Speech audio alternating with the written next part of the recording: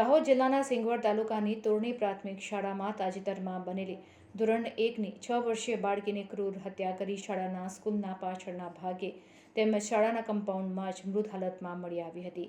ત્યારબાદ સિંગવડ તાલુકાના તોરણી પ્રાથમિક શાળાના આચાર્ય દાહોદ જિલ્લા પોલીસ વડાની તપાસમાં હત્યારો નીકળતા જ આચાર્ય ગોવિંદ નઠની ધરપકડ કરવામાં આવી છે।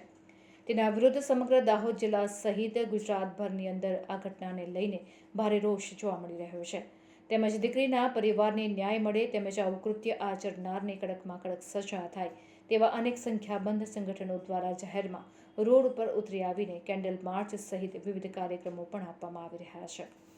ત્યારે સિંગવડ તાલુકાના માંધાતા ગ્રુપ સહિત સમસ્ત બક્ષીપંચ સમાજ દ્વારા મામલતદાર સિંગવડને એક આવેદનપત્ર આપી જણાવવામાં આવ્યું હતું કે તોરણી પ્રાથમિક શાળામાં ધોરણ 1માં અભ્યાસ કરતી 6 વર્ષની માસૂમ બાળાની નિર્મમ હત્યા થઈ છે, જે બાબતે આ બક્ષીપંચ સમાજ આ કૃત્યને વખોડી કાઢે છે, જેના દ્વારા સંસ્કારનું સિંચન અને કેળવણીકાર તરીકે ફરજ અદા કરવામાં આવે છે તેવા જ વ્યક્તિઓ દ્વારા આવા કૃત્ય કરવામાં આવે છે તે ખરેખર સમગ્ર સમાજ માટે શરમજનક અને કલંકરૂપ ગણાય છે।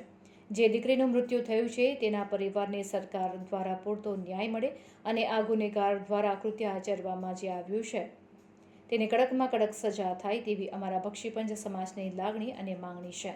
આ બાબતનું આવેદનપત્ર મામલતદાર કચેરી સિંગવડ ખાતે મામલતદાર સિંગવડને આપીને સમગ્ર શ્રી માંધાતા ગ્રુપ બક્ષીપંચ સમાજ સિંગવડ તાલુકા દ્વારા ઘટનાને લઈને વિરોધ કરવામાં આવ્યો હતો। રિપોર્ટર મનીષ શાહ, દાહોદ।